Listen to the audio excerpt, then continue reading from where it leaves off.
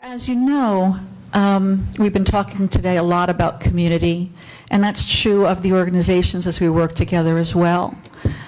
I mentioned two organizations, Brain Support Network, who's active, ran a workshop, facilitated this morning's support group sessions, and tonight MSA New Jersey is going to facilitate this session.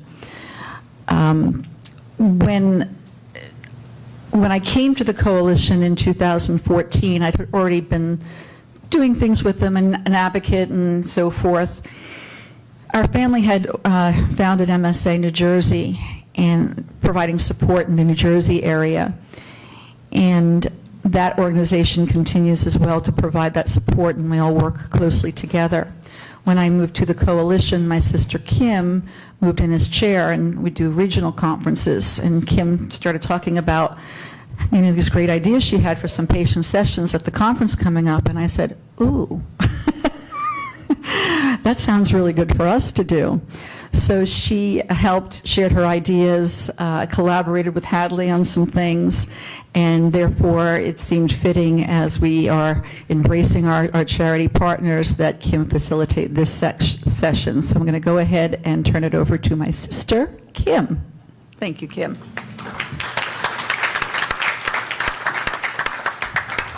Thank you. Thank you for acknowledging that, like sisters, we do share everything, including great ideas.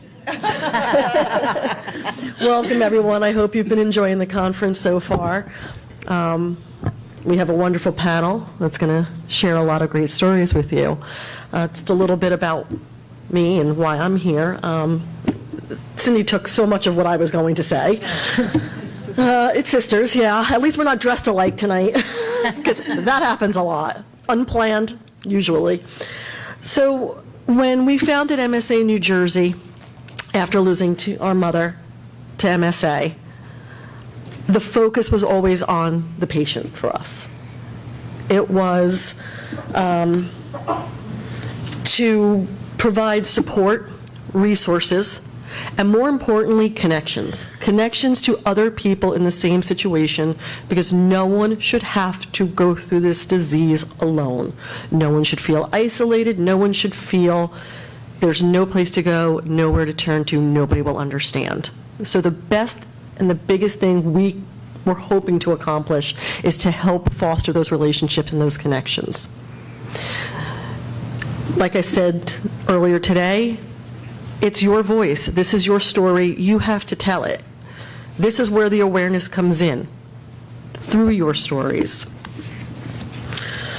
Our mother was, by nature, compassionate, empathetic. People were drawn to her. People talked to her. She had such a lust for life. Nothing got in the way of that. Even in the dark hours of MSA, she never let it define her. She never let it own her.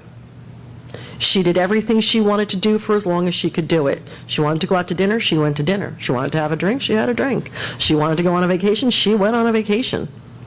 She did everything she wanted to do, took advantage of every moment she had. If she were here, she would be the biggest cheerleader you'd ever seen. She would be in here telling you all, live your life, live it to the fullest, embrace every moment you have, spend it with the people you love, doing the things that you love. Do not let this disease define who you are. As Cindy mentioned, today is her birthday. I cannot possibly think of a better way to celebrate this woman's life or honor her legacy than to be here with all of you tonight and to hear the inspirational stories we're going to hear. So, without further ado, I'm going to turn it over to our patient panel. We're going to share their stories. We're going to start with, from our home state of New Jersey, we have Jack and, now I have to find your presentation, Jack and Carol Harrigan. And let me get your presentation up so you can begin. And I have the wrong glasses on for this. There's Elaine. There So we you're go. going to switch my slides for me, right? I will. You just tell me when you're ready. I am your secretary. Okay. Oh, I love having a secretary. Oh. Sorry. No. Got it? How did that get back up there? I don't know. we're having a technical difficulty. It's proper the way it is here. Hold on. Having a glitch. Is the other one closed? Why don't we try closing it? I'll have to reopen it. I know, we'll have to reopen it. Let's try closing it and see if that helps. You just closed everything, I think. Oh, No. no, you didn't. Yay. And then this First one. one. Oh, there it is. There we Yay. Okay. Slideshow mode. So I titled this Our Life with MSA, and it's really, we want to talk about how we live with MSA, and live is the main word. Jack has asked that I do most of the talking. He has promised me he's going to give me one of these if it's too much. But we'll go through, and I'm sure he'll pipe in. I do have one question, and there might be a quiz afterwards. Which one must has MSA? He wants to know which one of us has MSA, if anybody can tell, really. Nope. Well, Jack has MSA. His symptoms began about 7 years ago. You can flip to a new slide. Yeah. Yes. And it really started with sleep disorders and dizziness and imbalance. And I'm sorry if I'm not facing everybody. I'm trying to look at the slides. He was first diagnosed with cerebellar ataxia in 2013. And it took him about a year and a half to get that diagnosis. And then finally, he was diagnosed after being sent to New York with MSA in 2015. Next slide. It's had a huge impact on our lifestyle. We think that MSA is a family disease. It affects everybody in various different ways. We really were very active. We've got two sons. Jack and I owned a company with two other partners. And because of his disability, we were forced to give our share of the business away to the other two partners.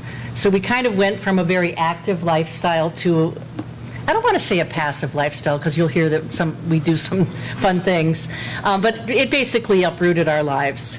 There's been a huge change in our activity level and our involvement in different activities. Jack happened to be a salesman, and you know, Jack never met a stranger, and he'll he'll come up and shake your hand and start talking to you like he's known you his whole life.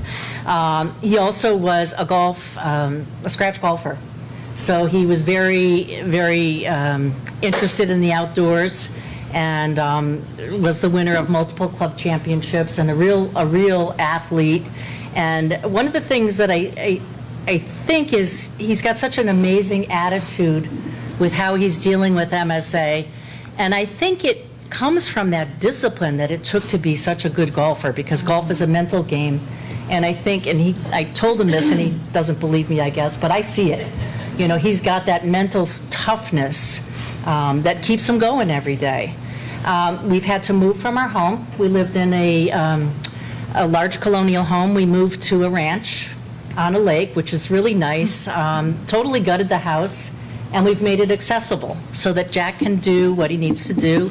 We've got a 42-inch wide front door. We've got new bathrooms with roll-in showers. Even things like the handles on the doors are not the round handles, they're the latch handles, so he can do that. We've got grab bars everywhere. Just really, we've made it, and we kind of did this before we actually needed all of these things. We've made our home accessible and usable so that he doesn't have to worry about some of the difficulties had we not done that. There have been a huge number of shifting responsibilities in the family. Someone was asking me before if my kids helped out a lot, and unfortunately I had to say they don't really like yard work that much.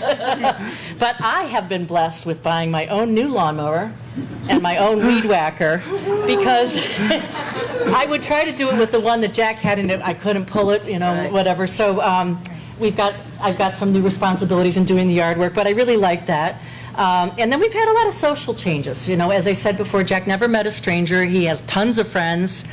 Unfortunately, people are afraid. They don't know what to do, what to say. We've got a handful of his buddies that still show up every couple of weeks, and one in particular comes about every 2 weeks religiously. So there's a little bit of isolation that comes from that. But we're learning to deal with that in different ways. Next slide, please. Cindy had asked us to talk about how our mindset has changed from the beginning of our diagnosis until where we are today. And it's kind of been an evolving mindset. Each stage that we've been in kind of has a different kind of thinking. At diagnosis, we were kind of in denial. You know, not us, not me, not us, why is this happening to us? But still had some hope and tried to gain some knowledge about what we might do to help us as this disease progressed. And as it has progressed, we've kind of come to an acceptance of, you know, we have this, we have to deal with this. Let's continue with the hope and gain more knowledge and figure out what it is that we need to do to enjoy ourselves today. As long as we have a life, we might as well live it to the fullest. And really think about our expectations for the future. You know, it's reality. We still have the hope, but we understand what the progression of this disease is. And we think every day about what it is that we can do while we can still do it. And that kind of keeps us going. Next slide. How we're living with MSA is we're trying to find balance and trying to do as much as we can do in different categories. Jack has been involved in many clinical trials and research studies at NYU in New York. And the benefit of finding out these being involved in these research studies is that they've taken us on paths beyond the study where they're studying his retina now. He was doing a drug test, and now they're studying his retina. They've done a special, is that you? Swallowing study. Just all kinds of things that we've reaped as a benefit and connections to different resources that we never thought were possible from participating in a drug study. We've had purchased a lot of adaptive devices to make life easier. Jack has a motorized wheelchair that I am able to take apart and throw in the back of the car. So we get up and go. We go.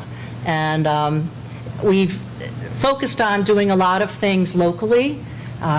If you plan, there are a lot of things like concerts and theater that you can get to, and they've got very accommodating places for you to be able to participate in activities.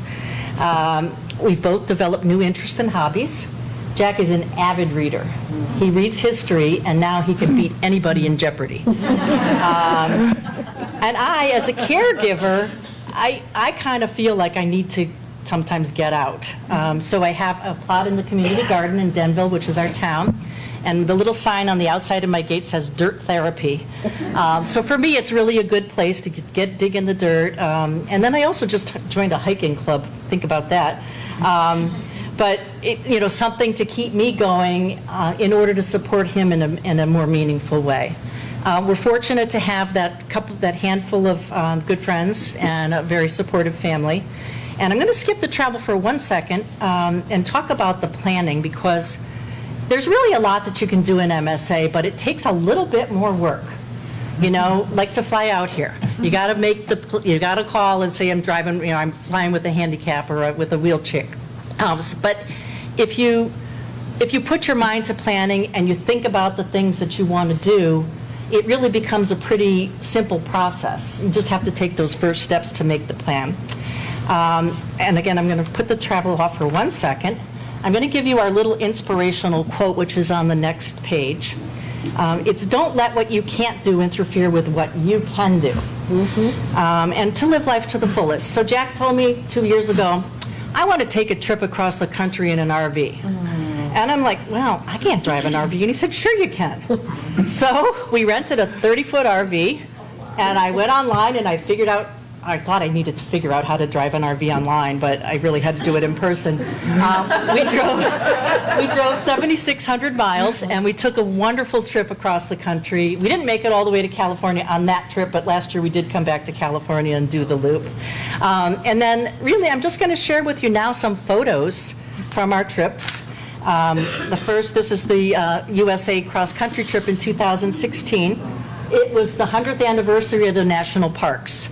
So we got the little passport for the national parks, and we tried to get to as many as we could. There's a picture of Jack here in a sand wheelchair. So we went to the Great Sand Dunes National Park in Colorado, and he was going up the sand dunes. The picture on the right is on a railroad trip up to Durango, Colorado. On the next slide, you'll see Jack again in that beach wheelchair at Bear Lake in Utah. And then, I'm not sure which rocks these are in Utah.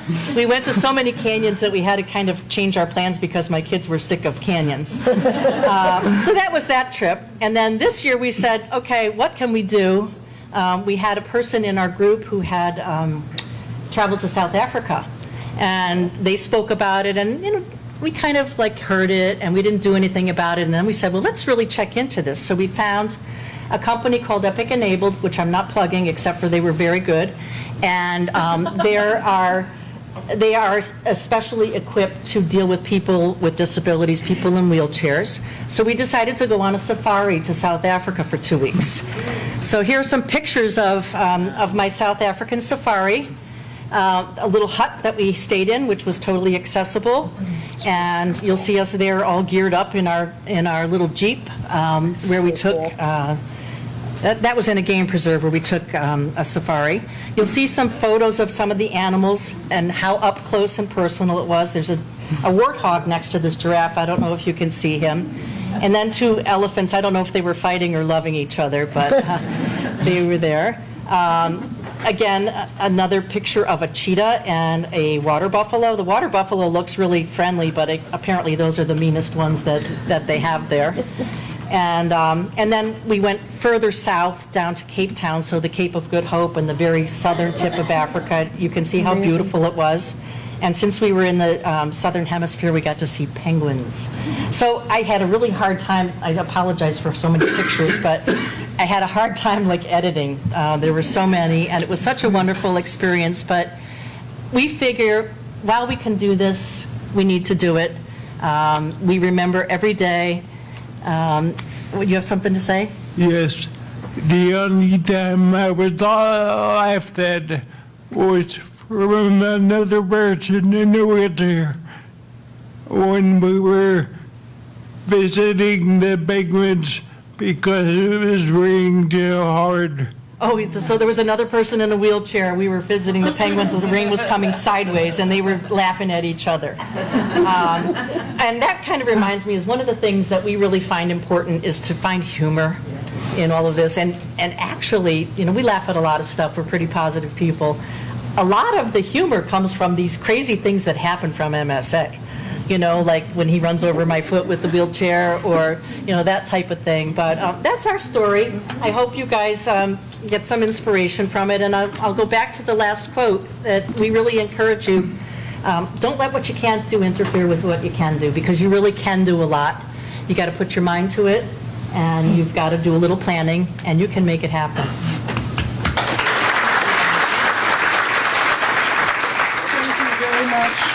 Thank you for sharing that story. Those were fabulous pictures. Amazing. I'll show you more. On my bucket list, so excellent. Okay. Our next, and hopefully now this will behave. Okay. Okay. Good. Next. Is it up there? Okay. Let's see.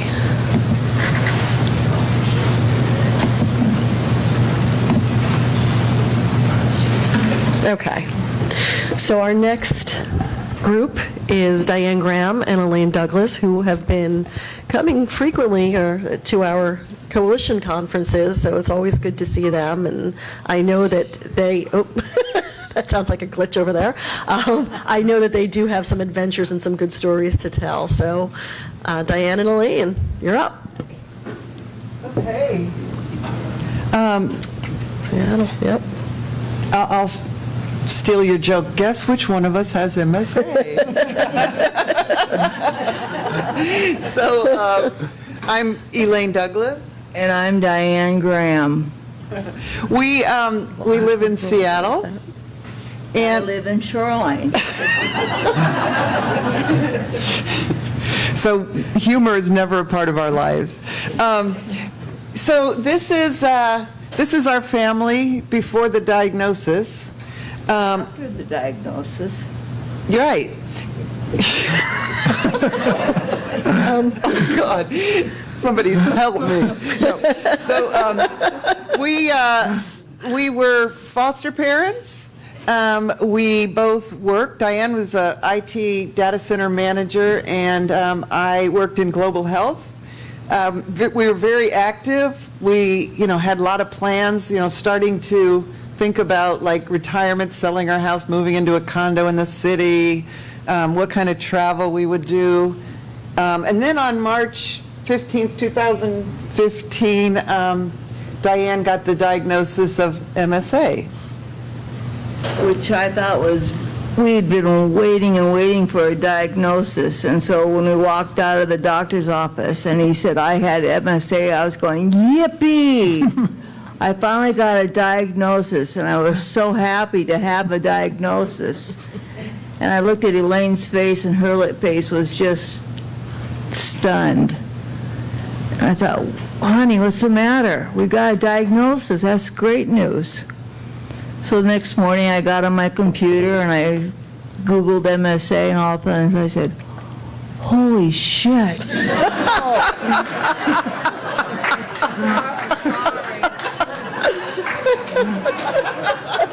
Anyway, I said, holy baloney.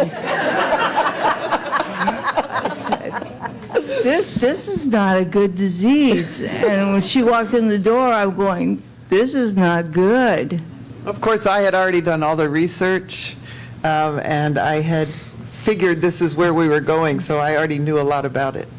I wanted her to live in the place of peace with the diagnosis for a few days. So I lived in the moment, and I said, okay, let's get on with life. Let's do things that we have to do now. And that's what we've been doing, is living life. So, yeah. So we did move through things. The next thing that happened, which was a big part of taking us to what Diane was talking about, is getting connected to the MSA community. When we got diagnosed, within a week, I think, the neurologist sent us to the social worker. The social worker told us about a atypical Parkinson's support group in our area and strongly suggested that we go to it.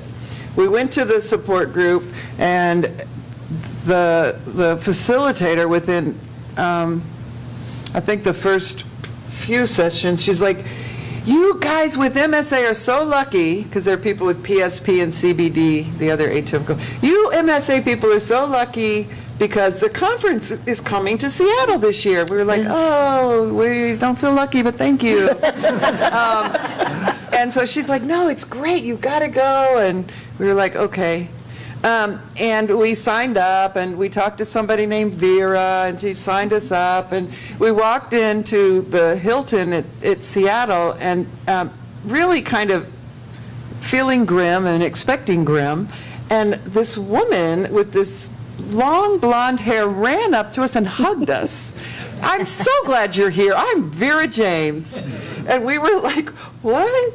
And so it just was like, wow. She's happy for us to be here. And then I was walking down the hallway, and I looked at Elaine, and I said, I feel so blessed to be here. And all of a sudden, Pam Bauer stopped and said, what? You feel blessed? So that's one of the words I've never heard with MSA. And so she wanted us to come and talk to her about it, why we feel blessed, or why I feel blessed. And so we got a moment to chat with Pam and got to know Pam better, and she's become one of our biggest advocates. So, okay, honey, your turn. So the conference was, it was hard for me to take in all the scientific stuff. It felt overwhelming, and I wasn't in a place where I could hear it. And so I went through, and at the very last session, it was they split the groups into two. There was the patients and care partners. And in the group I was in, which was the care partners, some woman named Judy Biedenharn was facilitating. And, hi, Judy. And we were grilling her. Like, it was, the idea was, care partners, how can we support each other and all this. And we were like, where's there a phase 2 clinical trial? And what doctor can we go to? And we need to go to Maryland. And we were all so intense. And at the end, she said, and I paraphrase, and it's my story, so if you don't agree with it, I'm sorry, Judy. But she said something like, the best thing you can do is to go home and live your best life. And I was like, how dare you? Like, no, that's not what I wanted to hear. And it took me like a half a minute, and then I was like, oh, go home and live your best life. And then it was, for me, that's where I got to acceptance. And I don't know if you know that, but that's where like walking out of that conference, I was a different person than going in, because it was like, yes, we have this. There's these other people who have it, which is very powerful, and we're going to go ahead and we're going to move forward. One of the things that we did is our church offered to put in a ramp. So we started allowing people to help, and the church paid for this beautiful ramp, which we use all the time. So the other thing we did is we took our last family road trip to, you can guess where we were, maybe by the shirts. So, and it was great, and the kids were growing up, so it probably was about time to do it, to finish it. But we still have years of memories and lots of T-shirts to commemorate all of our road trips. And we found other ways to do things as a family that's just as rewarding. Your expression is priceless in this photo. Our daughter just came home from. Our daughter just came. I can't get this to turn. Our daughter just came home from college a couple of weeks ago, and she was saying how much she missed these road trips that we used to go on, because what we did is we'd pack the car and we wouldn't know where our destination was, and we would have a map of Western Washington, and we'd have a stick pin, and we just put a blindfold on each other, turn each other around 3 or 4 times, and then take a stick pin and put a stick pin in. And so she was saying how much that she remembers those road trips and how much she misses them. But now she says that she's making it up and just coming in home and visiting with us and sitting on the couch. And so she's learning how to make the disease that I have part of her life. And so now she's making new memories, and including me, new memories. And to have a 22-year-old girl step up like that and say, Mom, I want to make memories with you doing this now, I think is a prize of a lifetime. Okay, you can take it out now. The other thing the neurologist said, right, on the day of the diagnosis, I believe, and we said, what do we do, what do we do? And he said, if you ever thought you wanted to travel, now would be a good time. So Diane said, I want to go to the Maldives. I have traveled all over the world, and I'm like, where the heck are the Maldives, and what are they? So we went that same year. The Maldives is 1,100 islands, and I had ripped out a page from my dad's National Geographic magazine, and don't anybody ever tell him I did that. But I folded it up nice and neatly, and I put it in my wallet. And I still have it to this day, even though you can't tell what the heck it is. But we flew there, and it took us 26 hours to fly there. Wow. And it far exceeded any expectation I could have ever had. They made us feel loved, they made us feel happy, and they gave us everything we could have hoped for on that vacation. Including, I made it! And they found this great big wheelchair with these sand wheels over it so I could go all over the island. Awesome. So that was super cool. well, that takes us to our second MSA conference in New Orleans. And I felt like at this point, like we were in it, meaning we got it, and we got the lessons you all learned and that you taught us, and we understood that like the connections and learning from each other was the way to go. I was able to hear the presenters, even those medical people who talked about anglioproteocologac cellular. I hope she's not here. Anyway, so I was able to hear it, and I could take it in, and it was really wonderful. We made really good friends, and we enjoyed New Orleans very much. Now, I want to talk a little bit about the support of other people. So our support group has meant the world. Erin Williams is back there. Her mother and father were one of the core people of that group, and we miss Deb all the time. So Deb passed away, how long, a year and a half? December 2016. Deb and Mike, part of that group. This is our dear friend Jim Duffy. I don't know if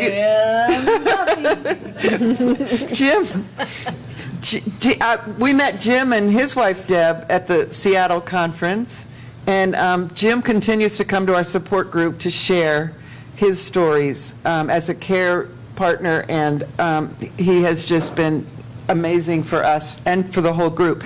We go every month, and we learn something. I mean, yeah, you know, that's where the learning comes. The other thing that I've been part of, I call into for the Care Partners monthly call. I don't see Carol Langer. I think she's behind that post. Why are you hiding? Oh, hi, Carol. So Carol, Doc is on those calls. Again, another place to get support. Those Facebook pages are really wonderful, and it really, these things, they may seem small, but they're huge as a way to move forward with courage.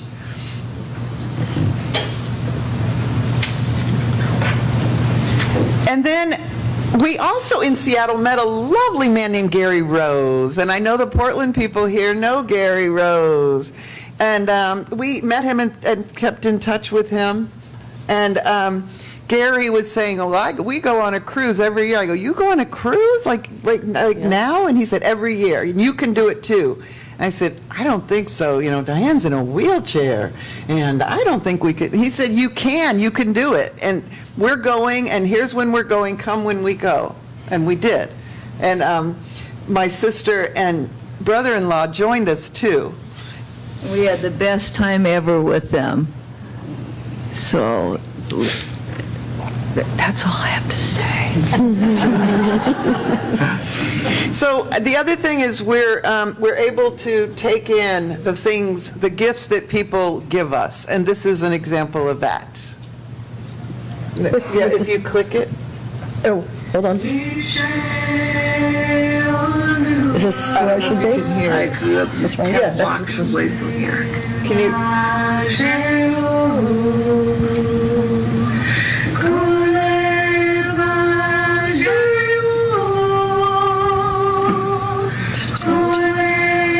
Is there someone coming through there? And my ending of life is going to be right here.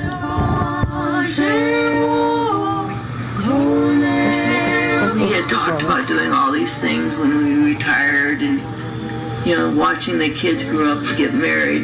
That's not going to happen. We're not going to be able to grow together. But we're able to grow together now. So these singers, the Threshold singers, they offered to come to our house and sing. And at first I was like, no, she's not ready. We're not at that stage. You should go to people who are more sick. But then they offered to come, and it has been incredible. Every other week they come, and we just enjoy the heck out of it. So there's nothing good about turning down a gift. And the way that they sing, and they have different people who come to sing. It's not always the same 4 people or the 3 people. And the way that they sing and the songs that they sing, it's not always Christian songs. It's not always... It's no Christian songs. Okay. my bad. But they're songs that from the heart, and they reverberate through your heart. And there are days when I don't feel like seeing anybody, and then they come, and it's like I'm sitting on the chair crying because it just melts your heart and makes you feel so much better after that they have come, that you want this for everybody who has MSA, because it's just so much more meaningful for everybody. And we also just continue keeping connected to people. So we may not be able to get out as much, so we invite people in. And I agree with what Carol was saying. We don't have, the people who we expected that would come in and be part of our journey they're not showing up, right. Not always, but other people have stepped in to show up who we never would have expected. The 2 people who have shown up for me the most are the 2 people who I've respected most, and they're the 2 people who I've asked to come when my time comes to pass on, are my sister and brother-in-law, who I love dearly, Laura and Norm. They have come and they've been with me when I've been in the hospital, when I can't get out of the hospital. I mean, just through thick and thin, they have been there for us. And they live in Laguna Beach, California. And they have frequent flyer miles that you wouldn't believe because of coming up to visit with me and take care of Elaine. They're here now, too. Oh, and they're here now, too. They're sitting right over here. So, I truly love them from the bottom of my heart. They are definitely my family. And this next one I made, and Diane didn't know about it, but I think that Diane and Jack are like siblings from a different mother and side of the country. But she's never met a stranger. I mean, this is just an example of people who we may have met for a few minutes or a few hours and who became her best friend, including the police officer who was giving us a speeding ticket.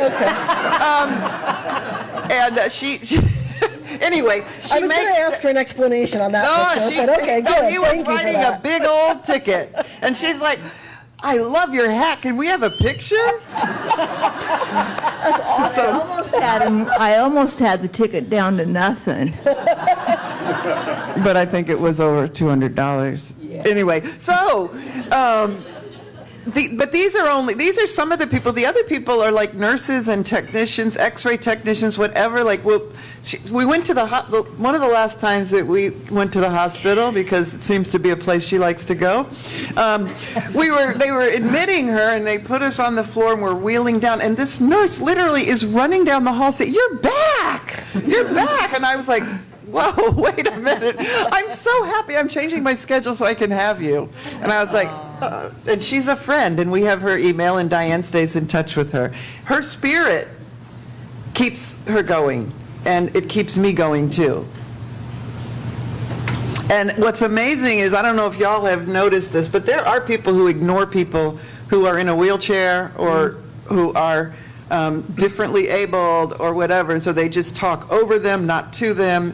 And Diane can break through that, and not like, you know, hey, you stupid idiot, why are you talking to her? Talk to me. But she'll make a joke or something, and you know. And then I'll ram into him.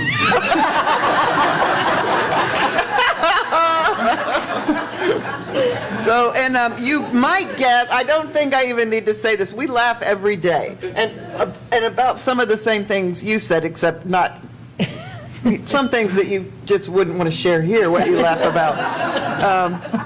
All right, we're being streamed, so keep it PG. So the other thing I want to talk about is, like, it is one journey. Like, we are, as a family, it's a family disease. We have one journey, but there's two paths. And I want to speak to the caregivers because it is a different path. And another one of those things that they told me early on, which I actually listened, which is unusual, is to take a workshop called Powerful Tools for Caregivers. It actually was developed by Stanford, by a doctor at Stanford, which is funny that we're here. And it was amazing. It was an intensive workshop, but that group has stayed together. We still meet every month. It's been 2 years. And the tools they gave me about self-care and noticing when I'm about to burn out and try to stop myself from being really crabby before I act on it. And I have to take care of myself. And for me, that's yoga. Respite weekends, gardening, but it has to happen. And I had a real awakening recently. I stopped my self-care and I took a pretty deep downturn, and suddenly I was in a dark place, which I hadn't been in for the last years since we had this. And I told a couple people, my sister and a good friend, and the next thing you know, they did an intervention on me. This group came together, and it was like what my sister calls it, a tiger team, and they said, who do you want to be at this meeting? And I said, well, this person, and we came together, and they were like, what do you need? How can we get you? How can we make sure you get to yoga? How can we make sure you get away for a weekend? And what do you need? And you know, hiring more caregivers, whatever. And it was a beautiful thing. And the truth is, now that I'm doing those things, and I have lots of helping hands, my sister set up lots of helping hands, and people are coming in and they're bringing food. Can you imagine people bring you food? It's nice. And I'm better. Like, I am better. We have to take care of ourselves, you guys. It's you know, it is a marathon, and we deserve it. And they deserve it. They deserve for us to be our best selves. So shh. And then, sorry, you have a path too. I'm going to lose all my teeth. We as MSA patients have our own path that we're traveling on too, that we don't really share with our partners because they really don't know how hard that path is, because I think we keep it to ourselves a lot because we don't want them to worry about us. But all of us can keep together. We can build our bridges together, and we will see each other again.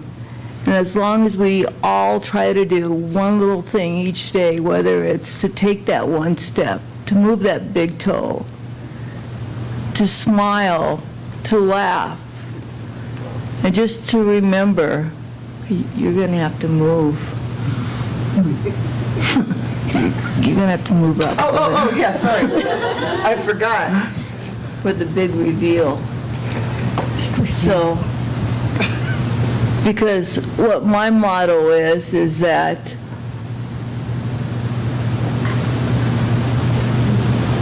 I'm not dead yet.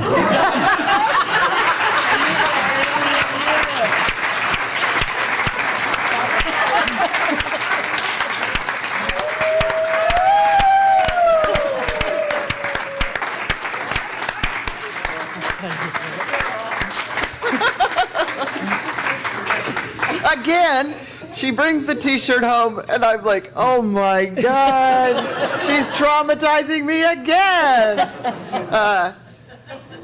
Norm actually sent it to me, so it's Norm's fault. And then you can go to the last slide. This is our family afterwards. It doesn't look that different, except it is. It's different. And our foster daughter is now our forever daughter. That's a beautiful thing. Yeah. And we just decided last week to let go of our license as foster parents. Yeah. Because we're done. And but we are living our best lives, Judy. Thank you. So thank you all, and sorry we talked so long. Oh, beautiful. Aw, thank you. Okay, I'm done.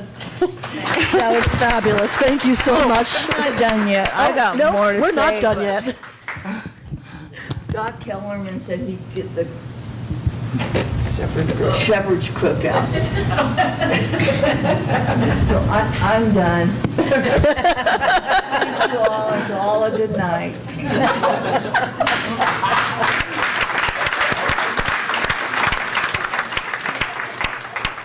Thank you, Elaine and Diane. That was fabulous.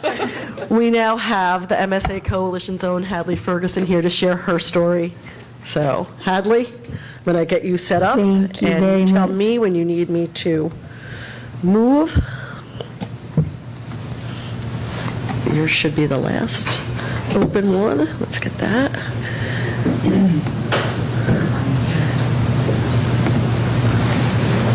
Okay, we are ready. Okay.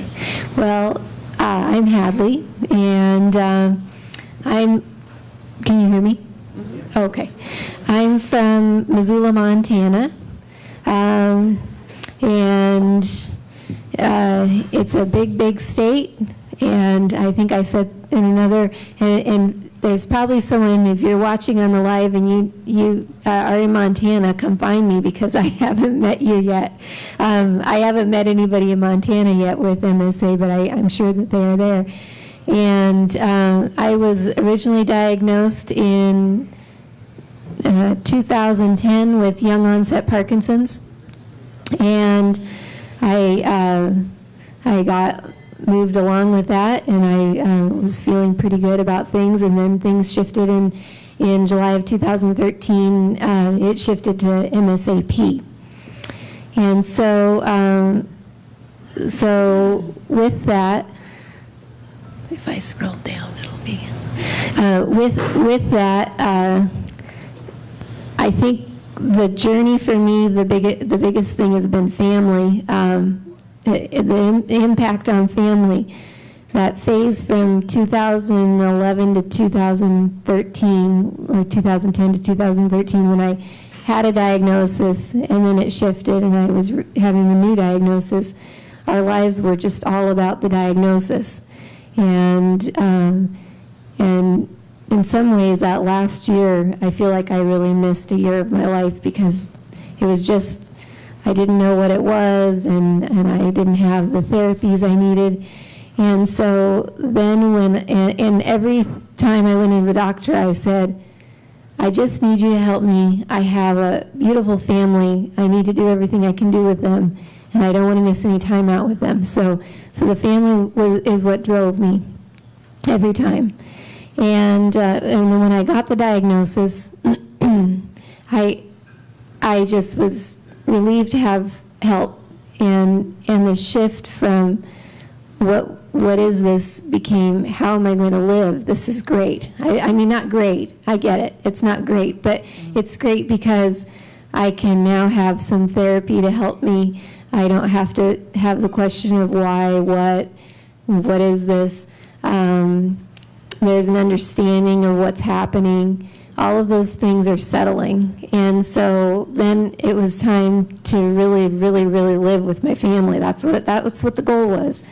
And so it's impacted all of us. My daughter is 12. I think for me that was probably the hardest piece because I kept, and I in the beginning I kept thinking, oh my gosh, am I going to get to see her do X, Y, Z. I don't even think that anymore. I don't at all. Now I just think, what a great day we had. I can't wait for whatever happens tomorrow. And I know we're going, and every day we spend together is another day that she has that will carry with her forever. So it doesn't really matter what the moments are that I get to, because I'll still be with her every day of her life. So that's a really big piece. My husband, John, we had plans, and we met when I was 20, and he was 26, and all kinds of things. We used to hike and camp and all these different things, and so that shifted some of the way we saw our life being. Sarah hasn't really gone on those. She doesn't think of her mom as a hiker or a camper, but we do other things together, and so it's again, it's not about losing the things we thought we were going to do. It's about gaining the things that we're doing now that we never realized we'd be doing, and so it's just shifting, and it's a good one. And then my mom is here, and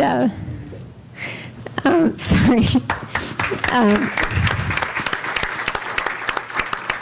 My mom is my best friend, and sorry, it's hard when you're in the room. And we spend every day almost together, and I'm just grateful for that relationship, and it brings you closer to people, and I'm so grateful for that. So my impact on my family and how it's impacted all of us has actually been really special. So I'm going to go to the next slide. And then there's always the career. So I'm a painter, and this is a slide from one of my first public art mural projects. I painted. I was working professionally for about 6 years before this slide, but this was my first big work with the city. And I show it because it's 2005. I was young. Sarah wasn't in our lives yet.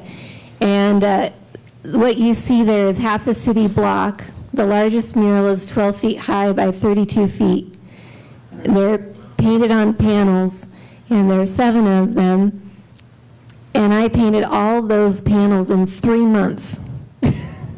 And I look at that and I think, how did I do that in 3 months?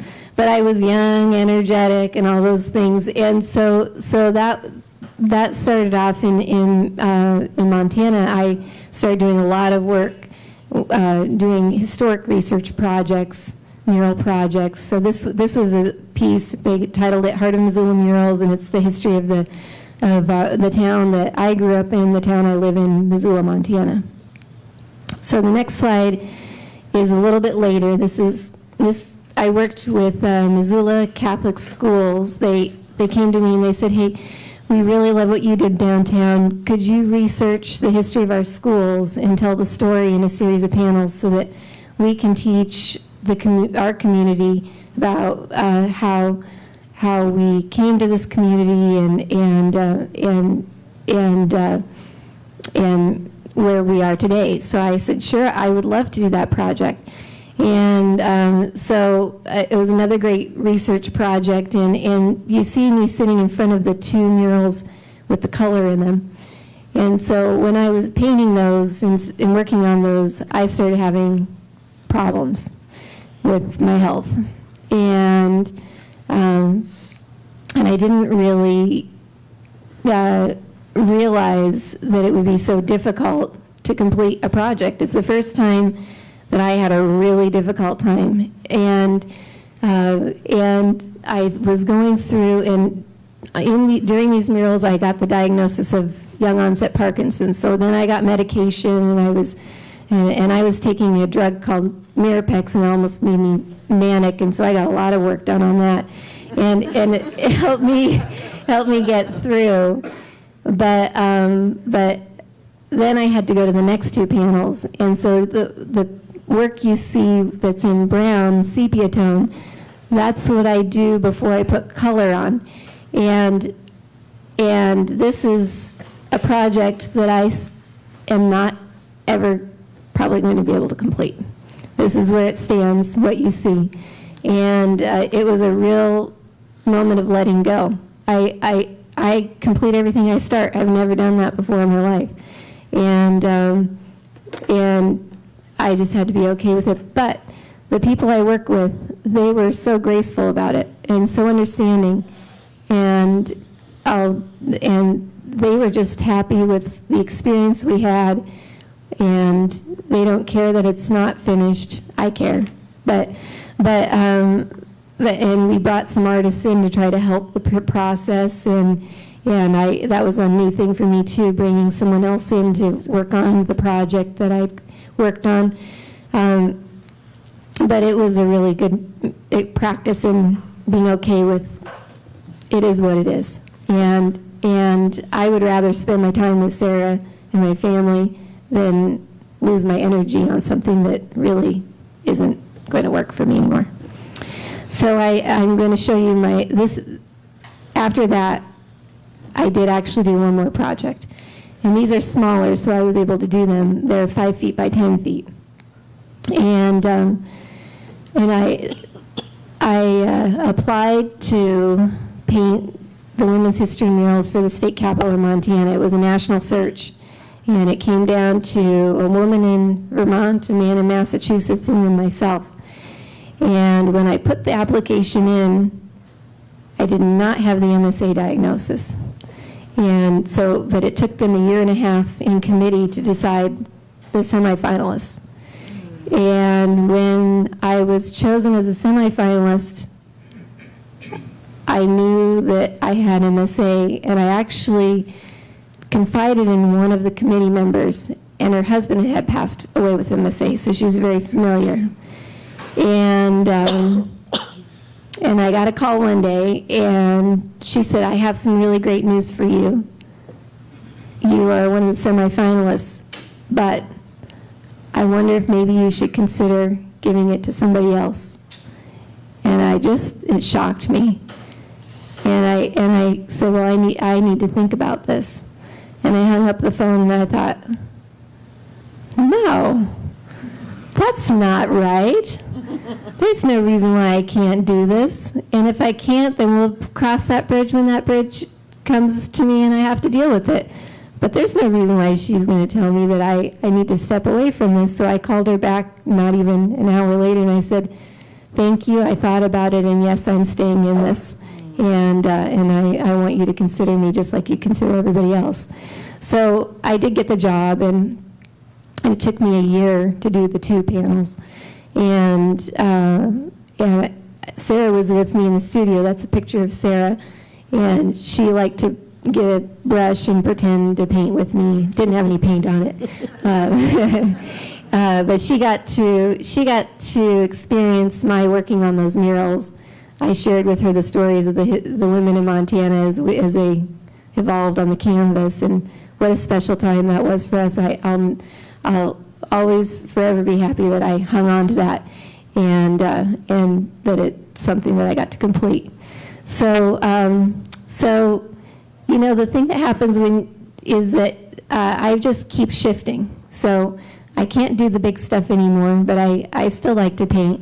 So now I paint little paintings. I have a gallery that shows my work.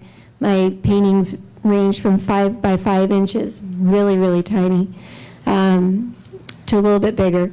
And it's nice. I'm in the comfort of my own home. I don't have a deadline. I don't have to worry about the research and making sure everybody gets what they need to get in their piece. And it's just been a really enjoyable transition for me.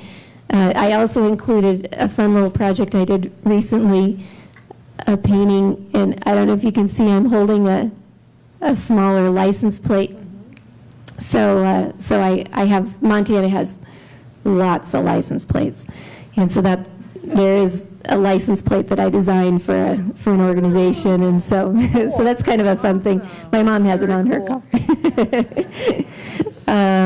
So, just shifting, and it's been nice to shift to that. It's been very enjoyable. I've been able to explore color and images that are my just things that I want to explore, and that's been a nice thing. I wouldn't have done that if I didn't have MSA. I would have continued with these big projects. So the other side, when I was first diagnosed, I got involved right away. With the young onset Parkinson's, 2 weeks after I had that, I went out to Portland, Oregon, and went to a Brian Grant Foundation event. Brian Grant, I'm sitting with him there on the left. He's an NBA basketball player who got Parkinson's disease. He started an organization, and they focus on exercise, health, and well-being. And I really liked his message and what he does. And that picture below him is, he had a great idea. It's always great when you're thinking about these things, of all of us hiking to the top of Mount St. Helens. We had a little pack of friends, our little Parkinson's group.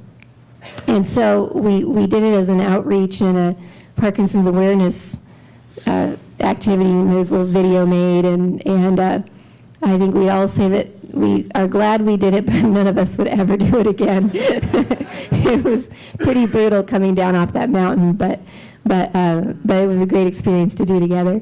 And I also, very early on, started an organization in Montana called Summit for Parkinson's. When I came back from Portland from this big event, I came back to Montana. I started looking around for what I could do in Montana. There wasn't anything. So I started this organization, and we provide a conference every year, and we have some dance classes. There's a picture of that, and work to provide education and materials for patients and their families. I'm a patient council member for the Michael J. Fox Foundation. They have a board and a scientific advisory board, and then a patient council. And it's a group of us that get together twice a year, and we work on advocacy, and so my role that what I've decided to bring to that council is that I would really like a lot more integration of the atypical Parkinsonisms in their research, and it's starting to happen. That it's combining, but that's what I'd like to bring to that group, and then my real honor of getting to work with the MSA Coalition, and that's a picture in Vancouver with Pam and her husband Dave. So it was real enjoyable, and my mom got to come on to that as well. So working with people, getting educational materials, and I felt early on that I had a lot of energy, and I needed to use that energy to reach out to others, and so that's what I've continued to do. Then I wanted to share the Tree of Resilience. This is my artwork combined with my advocacy work, and I worked with another artist, and we built this tree, and every leaf on this tree we put out a link, and people responded from all over the world. We have thousands of quotes from people who have been touched by Parkinson's or any atypical Parkinsonism, any Parkinsonism, and people who have it, friends and family, physicians, people who have been touched by it some way. They wrote in and responded with their stories, and we pulled quotes.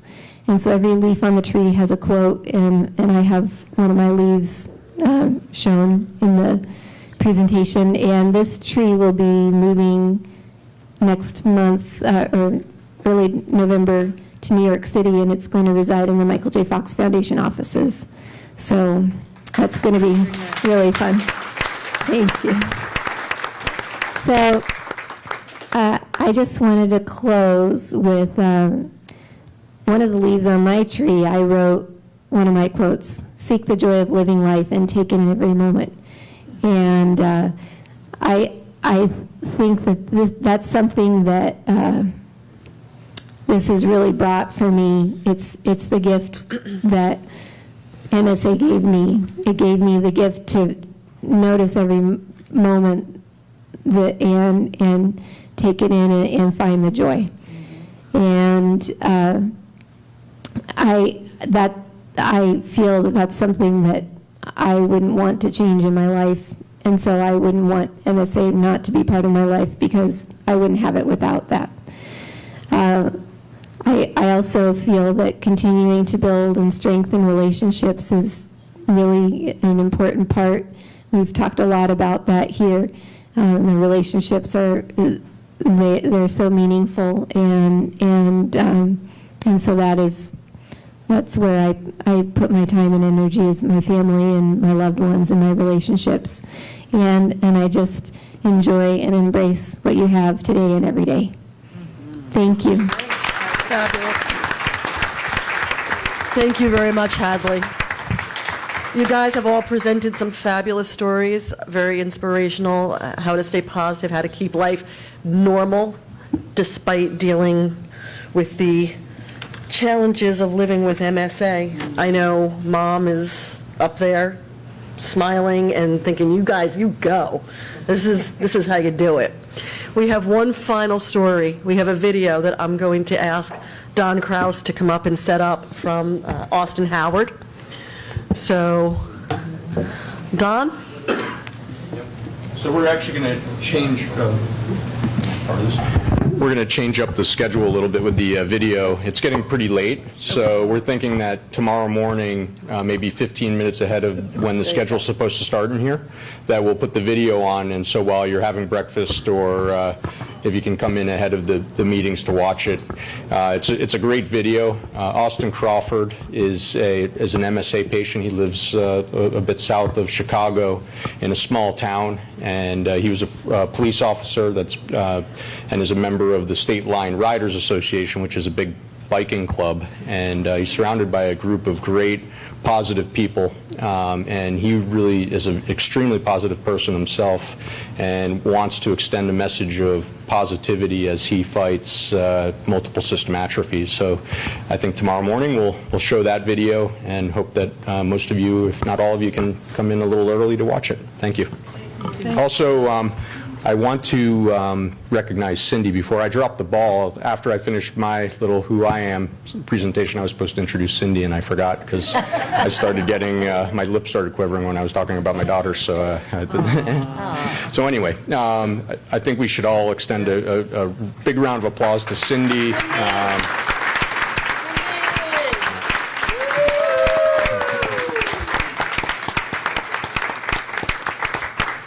She's leading an outstanding meeting, and also to the conference committee and the other board members that have put in work in making this meeting happen. But Cindy's been an excellent leader, so thank you very much, Cindy.